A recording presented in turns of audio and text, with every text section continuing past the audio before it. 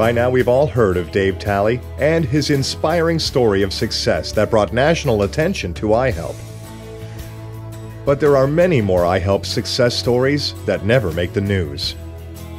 Here they are in their own words. Nobody wants you, nobody believes in you, you don't believe in yourself. That's how you got here in the first place, and it's just this never-ending cycle. You get into a thing like IHELP, and even just on the ground floor, even just being a guest, you know, there's a tremendous amount of trust and faith that's being put in you just by letting you sleep in one church. We were told, you know, it's a really good place, you know, you'll get fed and you'll feel comfortable once you get there. And so when we did finally go, it was definitely a load off the whole situation that we were in. It's a matter of getting over it. It's been 9 months now. And I have to honor somebody, and I have to honor the people that gave me the opportunity to want to live and to succeed, which was IHELP and the people in the churches. Well, I remember before going to IHELP, we would be staying, say, somewhere outside, and you really couldn't know what was going to happen. You know, strangers would come up to us, or just storing all your sleeping materials. You can't really carry that stuff around with you every day, so a lot of times you'd have to stash that stuff. And just having here, they supply mats and sheets and blankets for you every night, so yep. Just not having to worry about and being able to clean up every night. You know, we showed up every day. We did what was asked of us and more when we could. We stayed clean. You know, we had a place to sleep, we had food to eat, access to a lot of services that we wouldn't otherwise have had access to, and basically transitioned ourselves, you know, out of the program. They gave me access to a computer lab to where I could work on my resume, and then if I did need help writing the resume, there was someone usually there, always there to help me write the resume.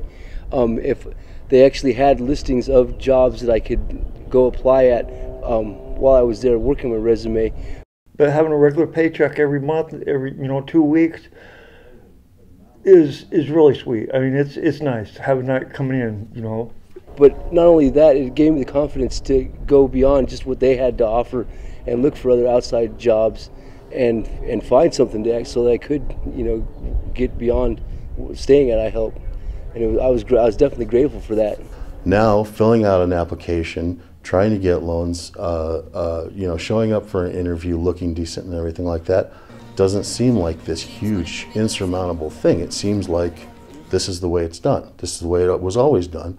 And now you're remembering it and you get back into it. So I had spoken with some of the counselors here at IHELP, and they actually directed me to a location where I actually got trained to become a building auditor, where now I actually have a license, which is kind of a specialized field. I work for a community Christian church. Been there over a year, going on what, 14, 15 months.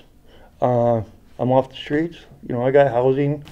They gave me the opportunity to return to where I was, and now I'm in an apartment, thanks to the dedication of the people at IHOP and the churches, and accepting you as a person again. Was asked to put in an application, and I said, okay, you know, I'll do my app and stuff, and I didn't think anything of it. In February, March, I went out looking at apartments. April, I was in my apartment. It's like, wow, this happened, and it was that quick, and I'm still there. Everybody did the same thing.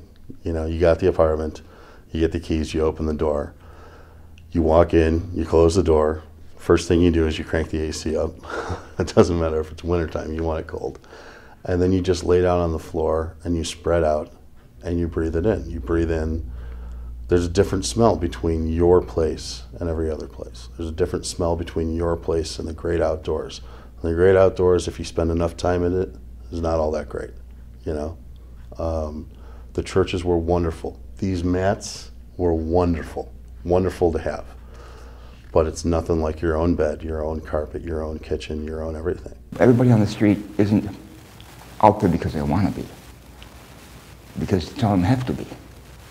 They feel rejected by society. They're they don't know where to go or how to get there.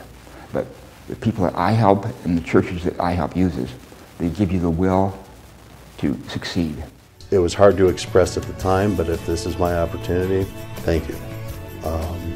I really couldn't have done it on my own. We're grateful for your being there for us. And keep up the good work.